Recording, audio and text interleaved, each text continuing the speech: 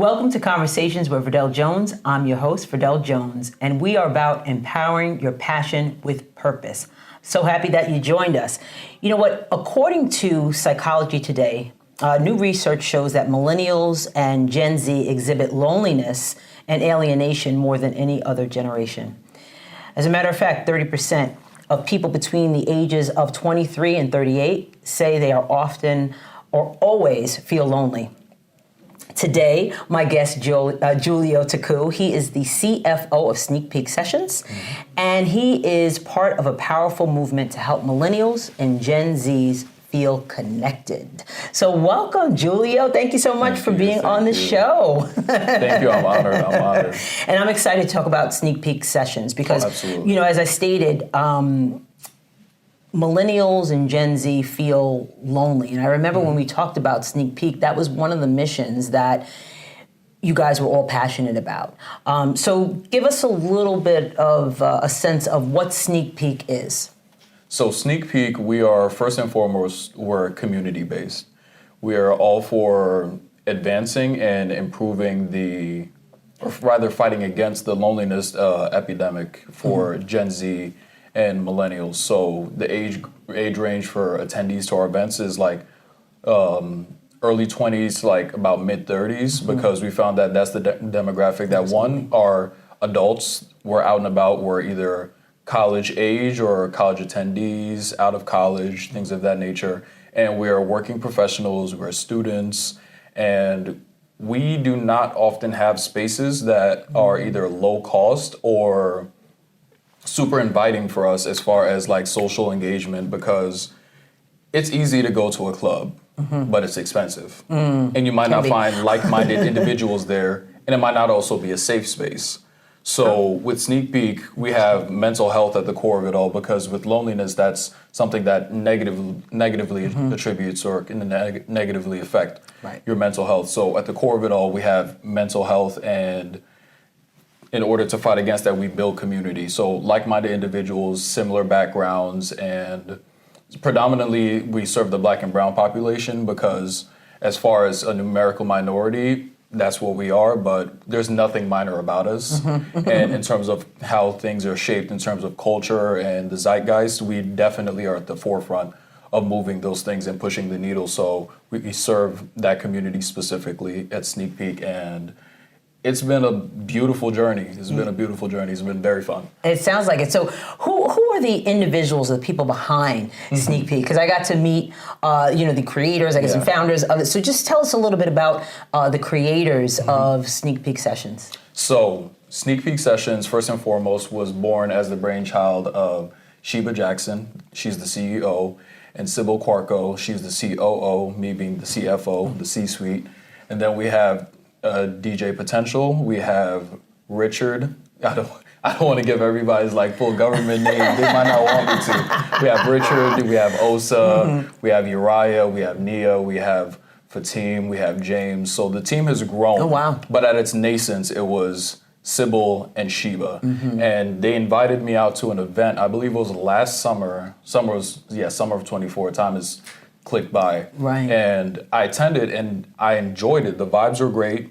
The core group that they had invited were, naturally, if you're starting anything, you invite your friends first, you test it out, you see what it's going to be like, and then you expand it from there. You ask a friend to tell a friend to tell a friend. So they invited me to an event, and soon after the event, Sheba then invited me on as the director of grants and policy, because with the nonprofit, again, it's not a for-profit thing, so you're not looking to just make a whole lot of money. It's not gangbusters immediately. So she had me join on as the director of grants and policies. I've known her since college years. Okay. Because we're both alum of Stony Brook University. And from there, moving forward, she saw in me somebody who was trustworthy enough, and I've been deeply honored ever since. And I always think to myself, like, I'm really in the position to be in community, not just with her, but to be building something that she's very passionate about. So joined as director of grants and policies. We've since adopted the C-suite,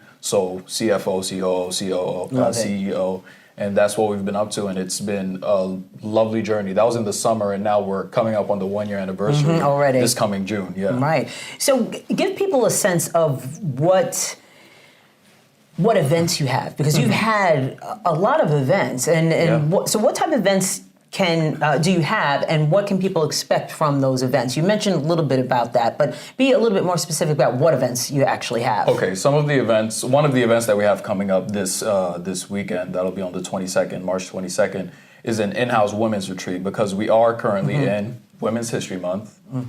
It's Women's History Month, let's never forget that. Regardless of what the political climate is, it is Women's History Month, and we honor them as such.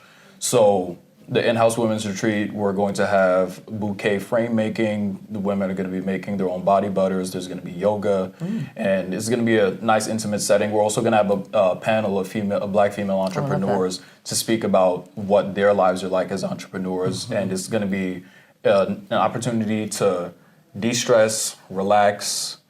The 92% that showed up definitely need space for that to be done. So that's what we're creating for them this Saturday. And prior to this, we had a golf collaboration event. That was more so like a feel-good event, but it was networking left and right. I shared my LinkedIn with God knows how many people. Okay. And before that, we partnered with another Black female-owned nonprofit by the name of Well Clothed Incorporated. You have Lita, Maya, and Jenny, who are the top three who run the organization. And they do clothing donations. They take in clothing donations and resources for those who are houseless or just, so to speak, I was going to say housing impaired, but that's not even the language for it. But those who are lacking resources and needing, right. they collect clothes and such. So instead of taking money for tickets, we took clothing donations. Okay. So people brought lightly used or new clothes as their stand-in for them to gain access to the event, and that was great. We were able to get some local news coverage for that, and we were able to donate like pounds upon pounds of clothes. Prior to that, we had that event was called The Final Stitch, and then prior to that, we had a homecoming event where we did a basketball tournament in Brooklyn, because that's where the organization is based. Right. It's all in Brooklyn. So I make the trip from Long Island down to Brooklyn, but the organization is well worth the sacrifice and the time, and whether it's a train ticket or a toll, whatever, I'll pay it. I'll go over there. I love the team.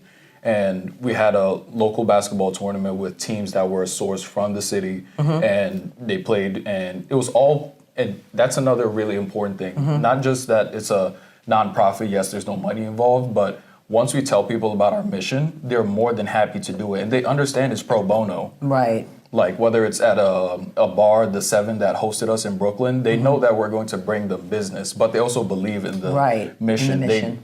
Sheba steps into the room, she's a ball of sunshine, and people immediately are attracted to her and they believe in what she's saying. Sybil shows up, she's the same, and they weren't willing to work with us, so it makes it a lot easier to then maneuver, because in the nonprofit space, it can be very difficult to try and book spaces and get engaged with people when they know they might not necessarily turn a profit, but they believe in our story and they believe in our mission, so they gladly partner with us. The other thing you mentioned was the mental health piece. Oh, absolutely. And I know that you have done something with BetterHelp. Yes, we partner with BetterHelp, and we have been for months now giving out free vouchers for 3 months of therapy. And each time we say like, hey, we need a few more, they just gladly give it to us. I can count on both hands how many people I know were able to take advantage of the therapy and are attending regularly. And beyond the 3 months, then you could choose to then like find out what it would cost as far as co-pays or whatever have you.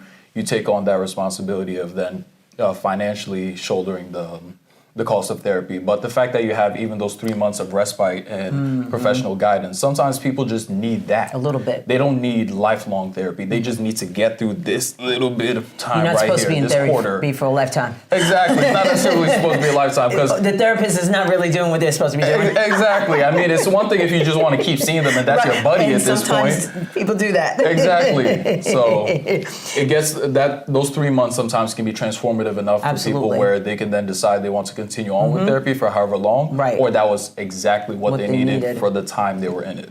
So you've been getting positive feedback. Oh, absolutely. I mean, absolutely. And because you've been able to partner with organizations as well to be able to get spaces, and you have a consistent constituent that comes to your events. Absolutely. I'm surprised I forgot. We had a matchmaking event recently, the weekend of Valentine's Day. Now, people hear Valentine's Day, they immediately think romance, but it was platonically based. We used a software called Matchbox. So basically, everybody came in, they scanned a QR code, they then filled out this questionnaire that was used value-based questions, and it was catered to platonic connections rather than romantic, because we knew some people would be wary about it. Some of the people that came there were already in relationships, so they don't want to then find out they have a romantic connection with somebody else and nothing in common with their partner.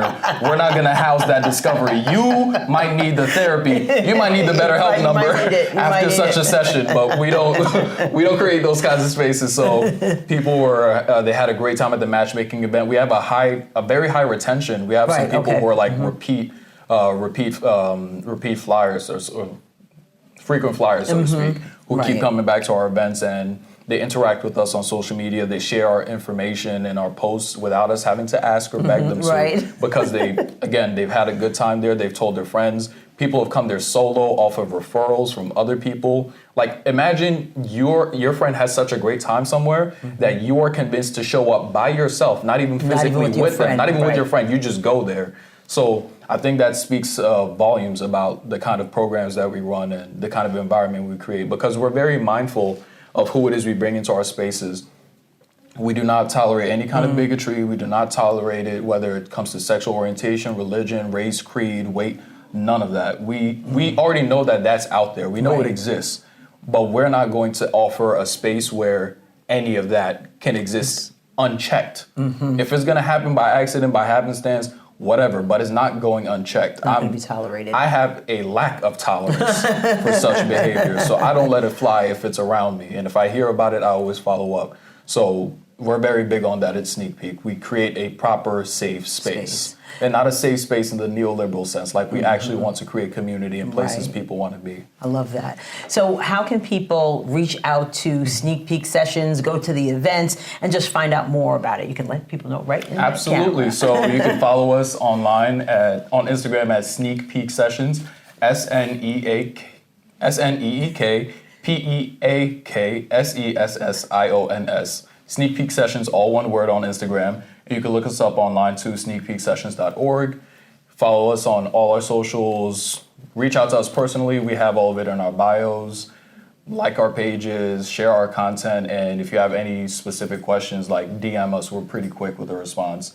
And spread the word, because community is so important. I cannot stress how important it is, especially now. 100%. Wink, wink, you know why. Please find community, if not with us, with somebody else near you. But if we can be the catalyst for you to then be brave enough to create a space for that where you are, because Brooklyn might be a push too far, you could use us as a template. We're not reinventing the wheel. There's nothing new under the sun. So if you think ours is a worthy cause, join it. If it's something that you would like to mimic and create for yourself at home, please, we'd be more than glad to help you out, because we're also growing in the process. In this June, we'll celebrate a year.